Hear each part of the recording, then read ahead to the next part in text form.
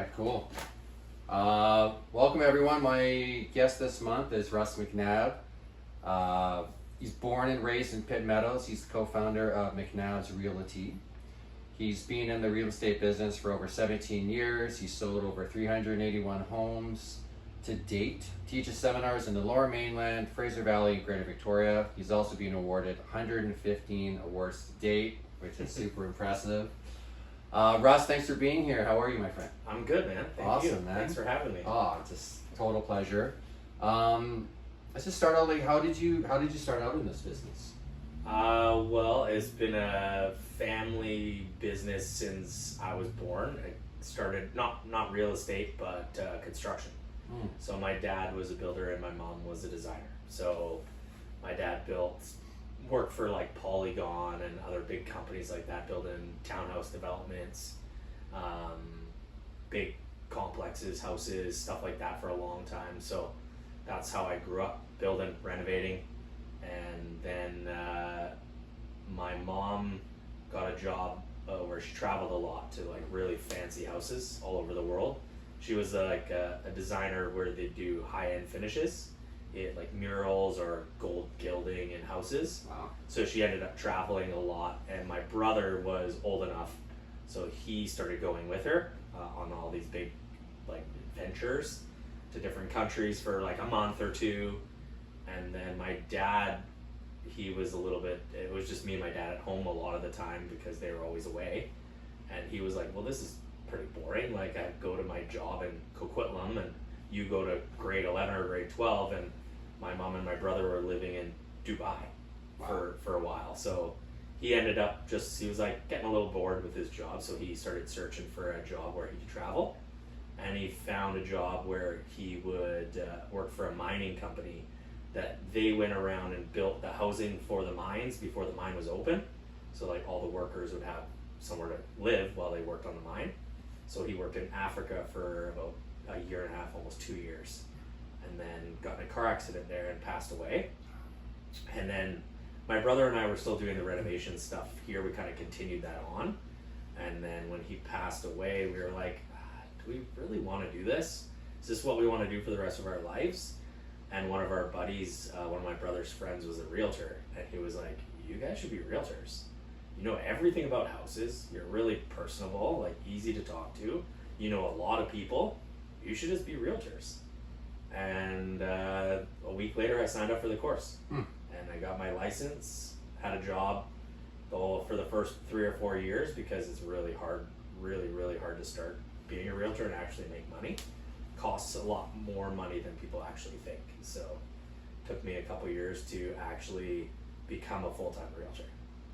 Wow. Yeah. So a lot of stuff happened before that to make it happen. I got my license first, and the first house I ever sold was my parents because my dad passed away, and my mom was like, I don't want to live here anymore. So she used me as her realtor, and first house I ever sold was my parents. Oh, that's really cool.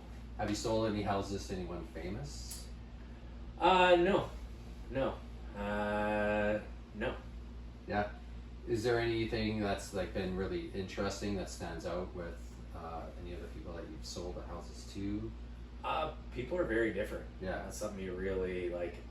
I always dealt with people. Like, I had lots of different. My first job I ever had was I worked at a restaurant. I worked at Joey Tomatoes. I worked at Earl's for quite a few years, and that got me to be, I think, a little more personal. I've always talked to older people. That was something my parents always said, or my parents' friends always said, is that we acted a lot older than most kids our age. Because my parents took us to everything. Every party they went to, every, I don't know, meeting that they had with like a new person that they were going to renovate their house for, one of us would go with them. So it was just like we were just involved with adults a lot more when we were younger than most of our friends and stuff like that. So they were kind of just, you were just getting more comfortable with people. Yeah, and the thing I was going to say is like you deal with so many different kinds of people, and people are weird. Yeah. People are weird. What's some of the weirdest things you've seen in some homes? Because I've seen some weird ones Oh. in my job as well. When I first became a realtor, the boss that I started working with, he got an in with a bank really early on, so he did a lot of foreclosures, and that was something I never thought I would get into, but it's a niche in real estate. Very few realtors know how to deal with a foreclosure. It's a very, very different process of buying and selling a home. But you're dealing with people that are getting foreclosed on. So they're not usually very happy. No. They're not very cooperative. Usually they're getting foreclosed on and their houses aren't in the best condition. Mm-hmm. And I've seen some wild things in foreclosures. But like in terms of weirdness in a house, I'd say the always the thing that gets me every single time I see it, it's not very common, but carpets in a bathroom. Right. Carpets in a bathroom. It's a gross thing. Yeah. It's really gross, and when you see it, you're like, they did it in like the 70s, I don't know, in certain houses, and when you still see it in, you know, the year 2000 or 2010, it's been there for a very long time, and I can guarantee you it is nasty. Yeah, it hasn't been shampooed. Yeah, that is probably the gross. Every time I see it, I'm like, that is gross. I can't handle that. Can you tell me about a time that a client was really difficult to deal with, or expectations that were just kind of outrageous? It was really One guy. them? One guy comes to mind, and it's the only person that I've ever fired as a client before. Oh wow. Yeah. You deal with stuff like that's like if I don't deal with it, I don't get paid. Yeah. I like my job. I love my job. It doesn't feel like a job to me, and that's why I know I love it so much, is because I love helping people. I love it when people are super happy when I get them a great price for their house, or they're super happy that we got them the house that they wanted. And then you randomly come across people like this guy named George. Mm-hmm. George is... Is that a made-up name? No. Oh, okay. I just won't tell you his last name. Got it. No, it's But George is his first name, and one of my best friends, he does renovations. And while I started helping him with renovations too, while I was starting in my career as a realtor. And George happened to be one of the guys that Joel renovated his house for. Super, super particular guy, very anal, always promised the world, oh yeah, no, that I'll pay you this, I'll do that. And then it was like one speck of dust in the drywall on the paint, and he wanted the whole wall painted again. Wow. And he wouldn't pay you until that was perfect. And it was like he was almost walking around at night with a magnifying glass trying to find things that are wrong so he could make you redo it.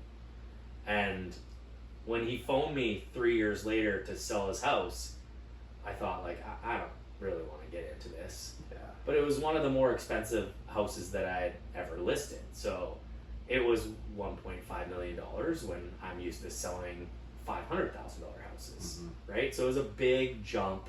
So I thought, okay, well, I'll do it. I know George, kind of know how to deal with him a little bit, but then it was just 10 times worse than it was when we were renovating his house. It was just, nothing was good enough. Anybody that looked at his house, they didn't take off their shoes in the front entrance early enough, and then it was like a half an hour of getting yelled at because somebody took their shoes off inside and not out front. And it's like just unusual things that you don't really expect somebody to get mad about. Like, you have your house for sale, people are gonna walk through, they're gonna want to open a cupboard. Oh well, they opened my cupboard and didn't close it or whatever, and it was just like problem after problem after problem after problem. And it was, a good 2.5 months of my life that I'll never get back. And I realized that to be okay and to like my job and like my life and not come home to my wife like, I can't believe he said this, or like, I didn't know, why did he get mad at me for that? It seems crazy. That was the first guy that I thought, like, this isn't worth it. This isn't worth it. Did you think he just didn't really want to sell? You know, that he was just... Yeah, hard, I think he and was that like, really was He was one of the guys that's like, I want to pay the least amount for the nicest thing, but when I go to sell it, I want double the price that anybody else would sell it for, and nothing else is good enough. But because he has the best house out of anybody, everybody always thinks they have the nicest house, and everybody always thinks. But my job, I look at thousands of houses, and I'm really good at comparing, and I'm going to tell you why this one is worth more than this one. But when you're selling your own house, or when, like, let's say I listed your house, this is a great room. You did a great job. But certain people are going to come in and be like, I don't like that wood. But you like the wood, I like the wood, but the person buying might not like the wood. So they're going to come in and trash talk your room here, even though it's really nice. So it's like, how do you, it's just opinion based. Everybody's got their opinion, and it's hard to let the seller know that this buyer doesn't like something that they did, right? Yeah. So it's a weird game of how much do you tell each party. Not that I'm trying to hide anything, but it's like, I'm not going to relay that information that they gave me about why they didn't like the house to my seller, because they're just going to be like, oh, well, I love my house, and it's like offensive to them. So that's the dealing with people and trying to like make sure everybody's happy. And I'm a people pleaser, so I never want people to be angry. I never want people to be disappointed. I take it really personally when I sell or buy with somebody. It's like my own house. When somebody shit talks my listing, it affects me. It affects me like if they shit talk to your own house to you, right? So I take it really personally, and that's why I think I love my job so much. Is because I feel like every house that I sell or every house that I buy, it's for myself. Yeah, and I think that you talk to your clients a lot beforehand, so you get a really good idea what they're after. You know, like as well, right? So, you know, you could be like, well, this, you know, can't be updated, or it's like, oh, I thought this is sort of what you were looking for, and then it's like, well, not really. And people change too. You know, People don't really realize what they want until they start going out too, right? So, going out and looking at open houses before you're actually ready to go buy a house is a great thing. Yeah. When they took open houses away during COVID, it was a weird time because people almost didn't get a chance to go and just look and figure out what they wanted. They weren't even allowed in some people's houses sometimes. They just had to look at pictures. So, there's a lot of different change that's gone on in the last like 5 years. Yeah. So. Yeah, COVID was crazy for all that. My parents sold their house during COVID, and I didn't think it was a good idea, but it ended up being pretty good. Yeah. And on the flip side, they also got a really good deal on the apartment that they ended up buying. Yeah. As well.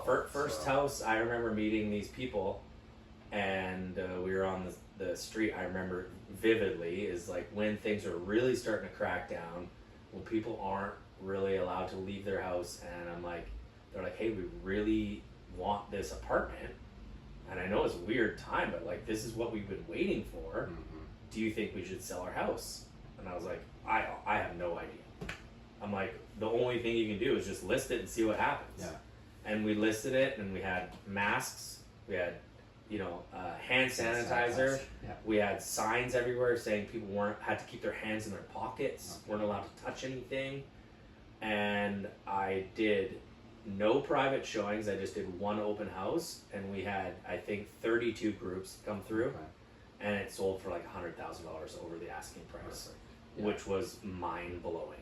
We didn't even think we would even get asking price at that point. We didn't even know if anybody would show up. It's really interesting. Yeah, So- because that was the first one that you did. Yeah, it was at the a time. complete 180 of what we thought was going to happen. Yeah, So that was strange. that is interesting. Yeah. That must have been a neat kind of learning experience for you too. Well, yeah, it was just a totally different beast, right? We weren't expecting that. I was expecting like, I don't think I'm going to sell a house for a year. Mm-hmm. And when I don't sell anything, I don't get paid. So like I was very nervous, very, very nervous that I would just, not get paid for a year. Yeah. So When when it flipped and I'm selling more houses during COVID than I ever did before, which seems wrong or strange or not like what anybody expected to happen. So, Yeah, it's I strange. guess, houses are interesting because it's like during that time of your life, whether you're like retired or maybe a health complication, and it's like, this would not be the best time, but I gotta kind of go. Yeah. right? And you're just like, okay, let me help you do it. Yeah. It's either like a surprise that people want to move, Mhm. or they've been planning it for years, and it's hard for them to get over the hump. It's all about what's out there available, and they watch until they find something they really like, and then it's panic time. Yeah. So my job never ends. It's 24 hours a day, and when somebody wants to buy or sell, it's the most important thing to them. So I have to be on board with them and make it as important as possible. And it's a weird job because it never ends. So how do you plan for, being there so much for, like your clients, but I know you got 3 kids, you got a wife, you got, other, activities you like to do. So how do you find the balance between, being dad and I think a lot of my clients aren't random people. A lot of almost 95% of my clients are either people I already know or referrals from people I already know. Right. Like third-party people. And people follow me on Instagram and know that I have a busy life. So I think people are quite respectful of my time, most of the time, not everybody, but people that know me, that I like friends that I meet at hockey, or clients that come from hockey, they're in it too. So like most of the people like you have 3 kids, you're busy too. So I think I do get a lot of mutual respect from my clients, knowing that I'm quite busy. But my job isn't 9 to 5.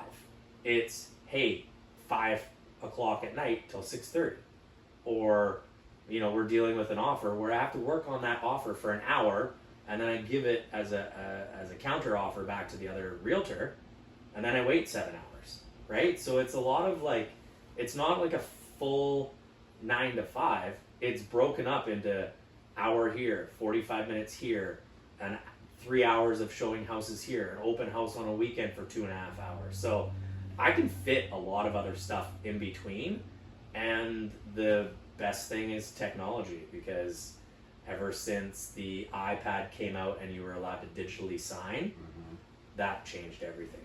I think I used to not waste time, but just getting a signature from somebody could take me an hour and a half, where it takes me 4 minutes right now. And my phone is in my pocket, in my hand all day. So while I'm watching hockey, I'm working. Somebody's like, hey, can you send me this listing? Hey, I'm thinking about writing an offer. I'm like, hey, send me your ID.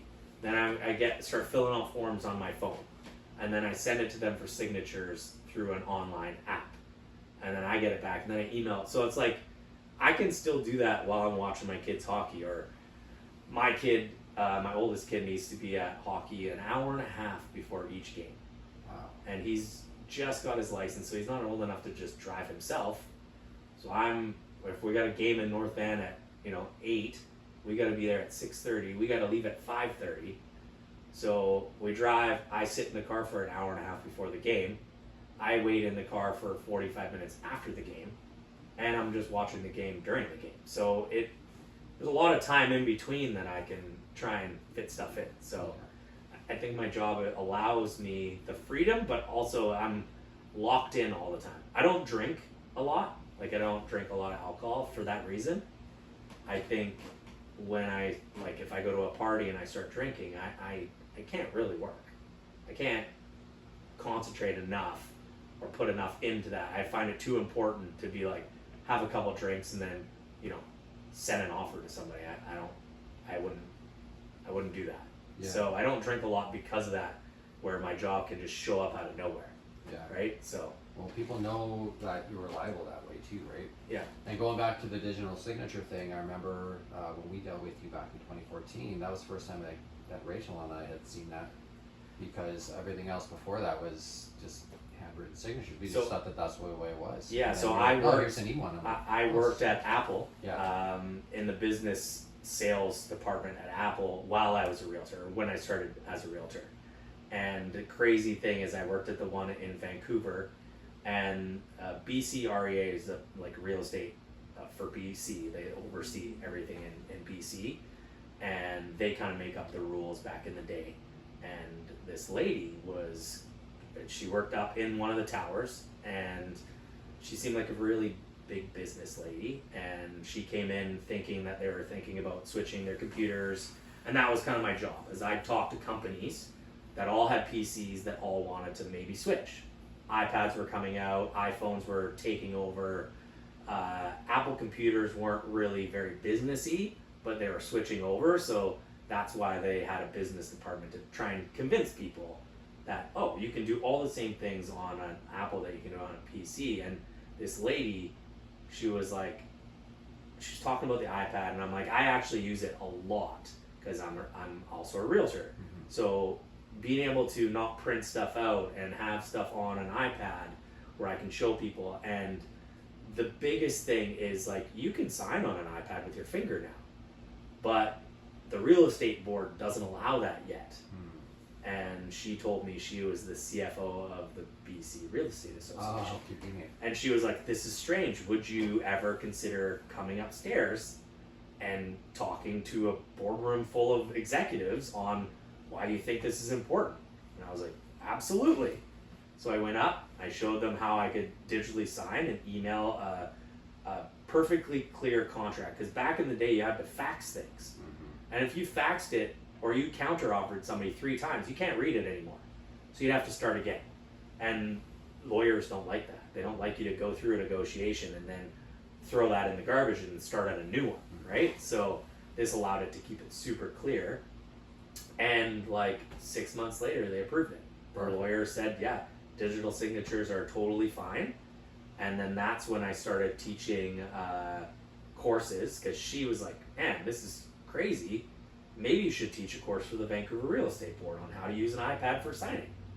So they hooked me up with the Vancouver Real Estate Board, and I went and did a seminar for them. And then Victoria, and then a bunch of other ones all found out that I was doing this, so they all wanted me to teach their realtors how to do it. That's perfect. So it was a game changer. The digital signature was a major switch in how we operate. Yeah, it's so easy. So that's how you ended up kind of doing it. Oh, that's yeah. It's funny how just like that opportunity, just you talking about it, and I was I'm always an Apple person. Yeah. Always. Like I as soon as the iPod came out, I had one. As soon as a laptop, like I used to make videos a lot. Like me and my brother had a clothing company where we'd sponsor skiers and snowboarders and stuff like that, and we'd sell clothes. But I'd make videos of all of our sponsored kids that we sponsored and edit them to music. And it was really hard back in the day. And then Apple came out with a 17-inch laptop that was like the editing tool of all editing tools. And I remember saving for a long time. That laptop cost me $7,500, and I had it for years. And that taught me everything about editing. And I was an Apple freak ever since. And then dream job, I got an opportunity to work for Apple, but I knew that real estate was going to make me more money in the long run. So that's why. Interesting. 'Cause I was wondering, on your Facebook page, you said that you're like a digital creator. You know, Yeah. like on your sort of all profile, not all the videos for our listings, but that was one thing that when I first sold my mom's house, that was crazy. YouTube wasn't out then. It came out like 6 or 8 months later. But Apple had this thing called, was it Mobile Me, I think? It was called Mobile Me. I can't remember what it was, but they allowed you to make a website. So you could create your own web page, and then you could paste a video onto that web page. So because I've been making videos of all these skiers and snowboarders, my parents' house was the first house that I listed, and it was crazy. Like my parents renovated it for forever. It was really nice. And me and my brother were like, we should make like a virtual tour, like walk through the house as if you're like first person shooter walking through the house. And I remember we go into our first office meeting. I've got this video, I put it on Mobile Me, it's on a web page that I can like email people. And one of the first office meetings I go to, they're like, okay, so has anybody got a new listing? And I was like, yeah, it's my first listing. Everybody's like, oh, tell us all about it. So I tell them it's my parents and all that kind of stuff, and they're like, that's great. And I was like, and I've made a video for it. They're like, half the guys didn't even know what I was talking about, because they're all 65-year-old men, right? And I was like, well, I've decided I made this video. so that I could email people, people could watch the video, and then like come and look at the house. And 3/4 of the guys were like, "That's a terrible idea." Like they actually said, "Terrible idea. That's not how you're gonna sell a house." And I was like, "Oh," I was kind of shocked. I was like, "More people are gonna see it that way," and they all thought that was a bad idea because the only way they sold houses was by getting somebody in the door and then convincing them to buy the house.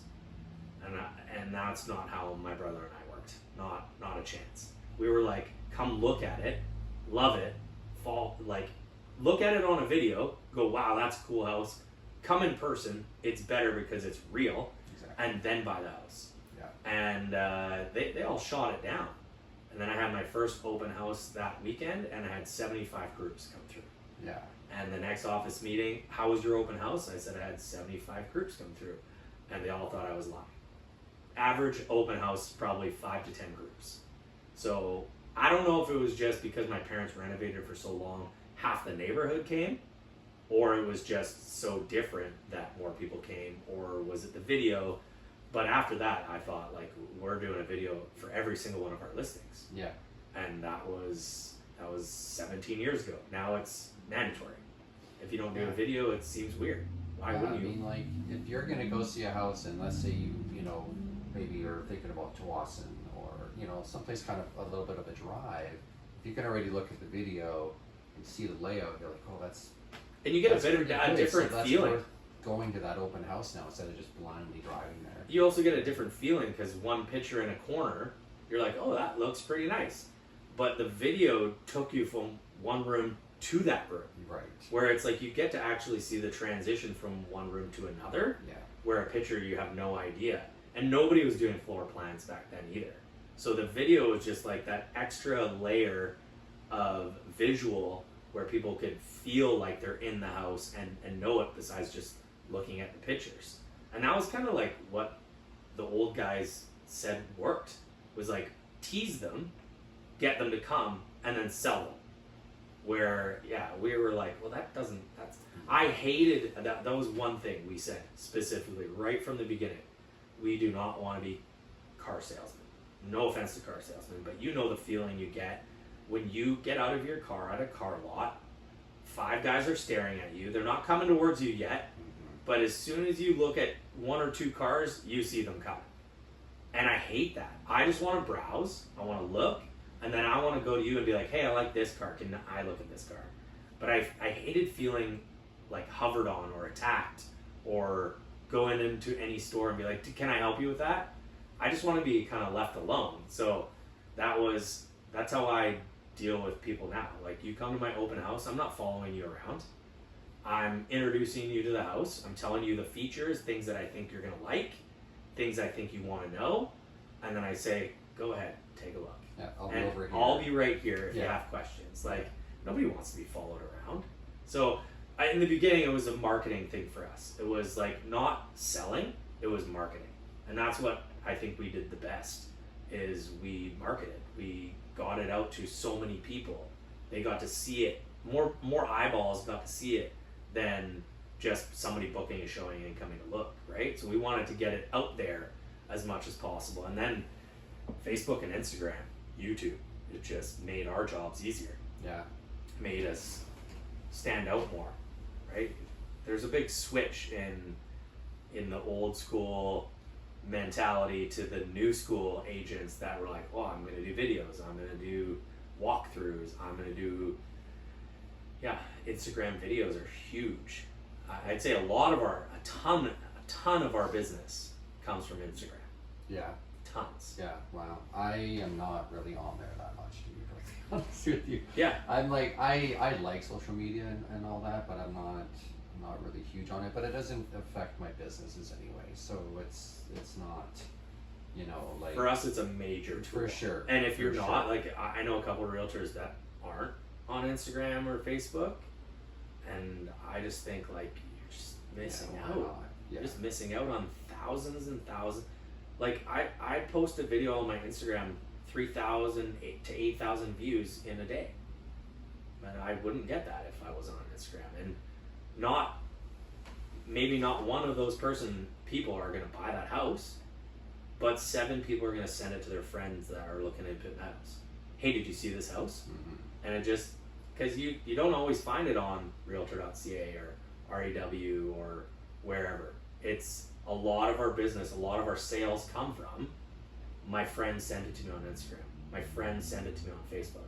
I didn't know it was for sale. My aunt sent it to me because she knew. Because you tell your aunt, oh, I'm thinking about moving to Pitt Meadows, and then your aunt sees something from Pitt Meadows, she's gonna send it to you, right? So that's we ask people every time, how did you find this house? Where did you see it? And that's where we push more. And a huge major component is Instagram. So on your Instagram, I also saw that you went to Michigan and you were able to go into Michigan Stadium, like just your small little group, throw the football around. It's like snow on the ground and all that. How did that happen? My son's hockey team went. So he's been playing hockey for a while. He didn't start when he was very young, like a lot of his friends. And then one of his good friends, dad was running a 3-on-3 team. So he's like, Dylan should come play with us. And I was like, but he can't skate. He's like, it doesn't matter. And he played and loved it, signed up for hockey the next year, and then just was obsessed. And then, so this past season that just happened, he's U18, so 15 and 16-year-olds. 14, 15, 16-year-olds. It's a 3-year age group. And he was one of 2 kids that made it as a first year. So which means he's the youngest on the team, and everybody else is a year or 2 older than him. Right. But that coach that coaches that team, his name is Mike Legg. He's actually a pretty famous hockey person. And the reason we went to Michigan is because that's where he played in college. He played for Michigan. And he was actually the guy, if you know anything about hockey, you know what the Michigan goal is, where you pick it up and he stuffed it in. Sure, yeah. He was the guy. Right. He's the guy who did it. He's the guy. He didn't invent the Michigan, but he was the first person to do it in like a big game like that. And he's majorly famous in Michigan and still talked about to this day. Every time somebody in the NHL scores a Michigan goal, they bring up his name every single time. So his goal he's coached this U18 team for 8 or 9 years, I think, and he's always wanted to go back to Michigan to play some games, take the kids to a hockey game, and this was the first year that he actually made it happen. So we went to Michigan for 5 days, played a couple exhibition games, went to a couple Michigan hockey games, went to the Michigan football stadium, and we just did a whole Michigan Ann Arbor tour for 5 days with the hockey team. That is so cool. It was the coolest thing ever. It was awesome. Well, Going to a game with Mike Legg, who hadn't been back in a long time, like he's on the Jumbotron, like kids were trying to get his autograph, like other players. There was another player that he played with, his son was going to Michigan, so he was at the hockey game, he didn't know he was there. So we got to meet all these other Michigan hockey players. We actually got to use the Michigan Stadium for a practice. So we went into Yost Arena where Mike had played and won championships there, and like his name's on the walls and stuff. It is really, really cool. That is awesome. I think the arena is like 100 years old or something like that. Oh, is it? Yeah. Football stadium is the biggest stadium in North America, I think, like 114,000 people or something like that. And they ended up digging the stadium down lower because they wanted more seating and they couldn't go up any higher, so they dug the field down so they get more seats down low. It was wild. That is awesome. Yeah, it was really cool. Did you get to meet any potential NHLers with that Michigan program? Because I know that in the draft they're usually... No, we didn't actually. The thing with Mike is he's a pretty mellow, low-key guy. He doesn't want any craziness. So he didn't tell anybody that we were going. Like he's good friends with Brendan Morrison and like a couple other guys, like famous NHL players, and he didn't even tell like the coaches or the team that he was coming. So it was pretty quiet, and I think a lot of them afterwards were like, "Why didn't you tell us you were coming? Like we would have come out to your practice. We would have come practice with you, right?" Yeah. So I think he just didn't want it to be a spectacle. He just wanted the kids to go and enjoy themselves and like have fun and experience what it might be like to play college hockey. And especially in a town like that is, hockey's not as huge as football, but if you know anything about hockey, there's a few schools that kids want to go to if they want to make the NHL, and like BU and Michigan and a couple other ones are like at the top of the list. So to be a Wolverine and have that yellow helmet and stuff is pretty wild. Mike still has his jacket, like his Letterman jacket with a big M on it, and that was something that this U18 team started a long time ago as well, where they get the Letterman jacket, and that was a huge deal for my kid. He made the team and he gets an actual jacket, and if you play in Ridge Meadows and you're a little bit older, you're not like 6 or 7, you know the kids who have the U18 jacket, because they wear it to school on game days. It's not allowed to touch the ground. You're not allowed. Nobody else is allowed to wear it. It is cool, it is coveted, and like it's been going on for about 25 years. So even people that I know that I'm friends with, I'm like, oh yeah, they're like, hey, I saw Dylan made the team. That's crazy. I've got a jacket, and I was like, oh really? They all know. They call them the sleeves because they're red leather sleeves. Right. So they all, like, one of my good friends, I had no idea, he went to his closet and grabbed his jacket out. They made provincials and it is a weird thing. They made provincials, and like, it's been going on for 25 years. Adults showed up to the provincials wearing their jackets, and like a whole section of 20, 21, 23, 25-year-olds all sitting together watching our kids play in the provincials, because that's what they did when they were younger. So they're proud of it. yeah, it's really cool. Yeah. And I think the Michigan thing was just massive. Yeah. And yeah, I never played hockey, but the last 4 or 5 years I could see how much it's impacted my kid's life, and the friends that you meet and the kids that you play against, and the friends that he has now that are older than him, or even the coaches that he's had in hockey. It's changed his life. It's awesome. I love it. Just like the best role models. It is. And like the team mentality is massive for them. And I think that's why this team that he played on last year is so successful every year, is because Mike, the coach, they're at an age where they can be they're old enough where they don't need the coaching as much. They just need the leadership, and he is an insanely good leader, and the kids buy in so hard, and they play for each other, and they're not selfish.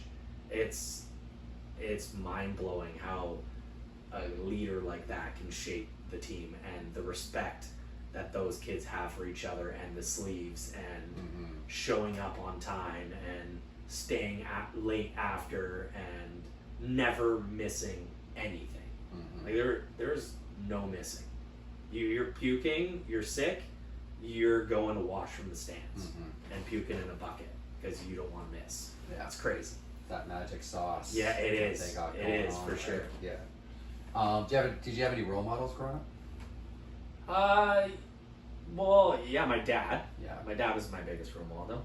I think he taught us everything. He bought a house. We bought a house in Coquitlam that was falling apart when I think I was like 13, 14. And I didn't really want to move from Poco to Coquitlam, but I stayed in the same high school. But I'm like, why are we moving from a nice house to this piece of crap? And he said, well, for the next couple of years, we're just going to renovate, and I'm going to teach you guys everything. Because we never went to school to be a framer, right? I never got my ticket, but I knew how to do everything. So he's like, okay, so this is your bedroom. It's just framed right now. Where do you want your lights? And I was like, well, I don't know. He's like, well, think about it. Where do you want your lights? Where do you want your light switch? Where do you want, where do you want your closet? And then my mom was the designer, so I'd go sit with her and she'd draw it out, and I was like, well, I think I want it here. She's like, well, if you do, and then she was teaching us stuff about design, and then once the picture was drawn on how it was going to be, then me and my dad would go build it.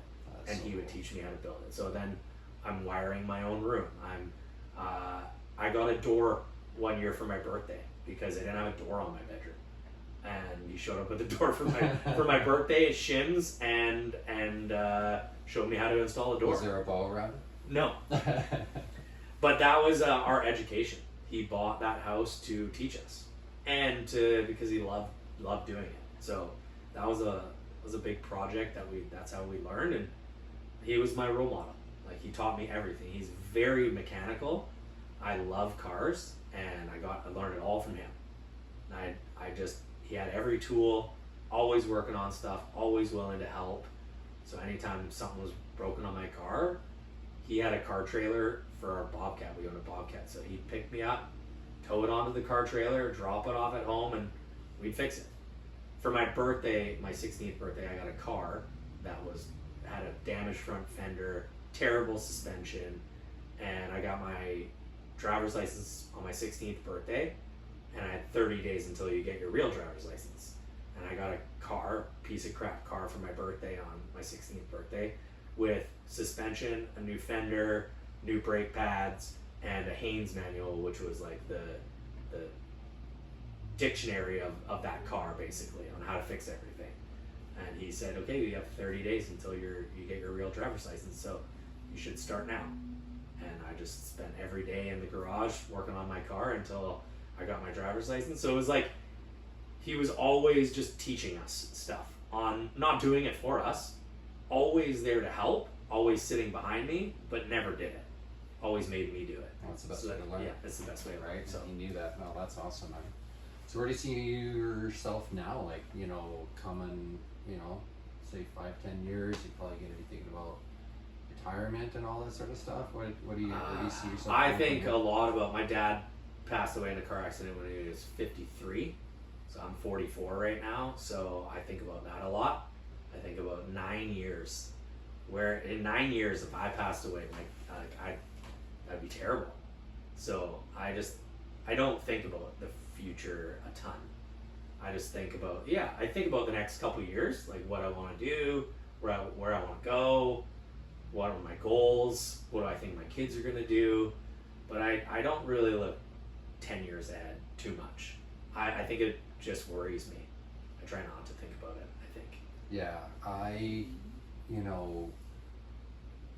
tomorrow's never guaranteed, so I always try to do something, like with your spending time with your family, like really be there for them, because you just never know what's going to happen in the future, and just kind of live in the moment, right? Yeah. So I come from me and my wife come from two different styles of life, for sure. My parents were like, okay, we just made a bunch of money, we should go on vacation for a month. Let's go to Thailand. And my wife's parents, like, he was a fire chief, and they had really normal jobs where they're like had pensions, they worked 9 to 5, they got 2 weeks of vacation a year, and they saved their money to pay down the mortgage. Mm-hmm. My parents were complete opposites, never had a pension, always not switching jobs, but one job would finish for my dad, and then he'd have a month or two off before a new job would start. So it was always like, okay, well, I've got 2 months off, we should go away. So we'd end up going skiing, or we'd end up going to Thailand, or we'd go somewhere else. And so, like, me and my wife are totally different upbringings, where we try and mix somewhere in the middle. Mm-hmm. Be responsible, try and work towards a pension, have investments that you can retire, and also go on vacations and do things, because I know that you don't live forever. My wife's dad almost died of a brain aneurysm before my dad passed away, so they switched their lifestyle after that, knowing, oh man, he almost died. And then my parents just lived freely, so we try and just be somewhere in the middle, right? Mm-hmm. Just with anything, I think when you have two parents, you try and be a mix of both of them when you have your own kids. Yeah. Do you get your kids involved to pick where they want to go? No. Not really. Not really. I'm like, I talk about it. They're in. They're always in for what I want. They know they're gonna have fun. Yeah, because I'm like more the adventure side of the family, where my wife would probably just go to Mexico or go to Hawaii, and those are super fun. They're really nice, but it's like it's just normal, right? I like to be a little bit not normal, and when you go to Thailand, like you've been, it's a different experience. It's a different. I think I learned a lot when I went there the first time. Like, Buddhist people are super friendly, and even if they don't have anything, they'll try and give you what they have. Like, we were just riding our motorcycles to go get our visas renewed in Burma, and we stopped on the side of the road because we were super hungry, and there was this little hut that looked like a restaurant, and she tried to give us food for free. And we're like, she's got no sandals on. She's probably been in the same spot for 25 years making food on the side of the road, and she's still trying to give us food for free. Yeah. And we were like, no, no, we're gonna pay. We couldn't. There's no Google Translate, so we knew a couple of words in Thai to kind of order food, and she didn't really understand us and just made food and tried not to get us to pay it. It was, you learn a lot when you go to countries like that, third world countries where kids don't have a lot or people live with almost nothing, and then you come back here and you're like, wow, it's so good here. Yeah. So good here. And that's a reason I want to take my kids. I want them to be young enough to see what a 12-year-old's life is like there, what a 15-year-old's life is like there, because it's not playing Roblox on their iPad and, getting an electric scooter where they can go to 7-Eleven and use their phone to tap and buy themselves a Slurpee, right? It's very, very different there. So Yeah. I think it opened my eyes to the way different people live and how lucky we are. Yeah, for sure. I remember when I went there, I remember seeing a little kid, must have been maybe 4 years old, like sleeping beside a scale, because he would just make a little bit of money on the side for someone to kind of stand on the scale and see how much they weigh. But it was like 2 a.m. Yeah. And I was just like, I always remember that kid because it's like, holy smokes, like, I remember seeing this is how things are rough for you, man. It's like, where are you going after this? I remember seeing a kid and it shocked me. He was like 8 or 9 or something like that. Similar, running a stand on the side of the road, and pulled out a pack of Marlboros and lit up a cigarette. And like, as a 9-year-old, and you could tell he'd smoked before. It wasn't his first cigarette. Where it was like, whoa, that is shocking. Yeah. There's some crazy things that happen there. But yeah, we're lucky. Yeah. We're lucky. That's what I remember they realize. love smoking cigarettes in Thailand. Yeah. So I remember. Yeah. Smoking cigarettes. Everybody smokes cigarettes. Everyone smoking Marlboros. Yeah. Yeah. Oh man, Russ, thank you so much for coming out today. Yeah, no problem. It was just fantastic. Thank you for doing this podcast. I probably rambled on a lot of random things, but yeah, I appreciate this. This is cool. I've always wanted to do a podcast. Oh, that's great, man. I mean, it's I love the stories. That's why I'm doing it. That's why I love it. So yeah, it's great. Thanks for making the time. No problem, buddy. Nice to see you again. Yeah, you too.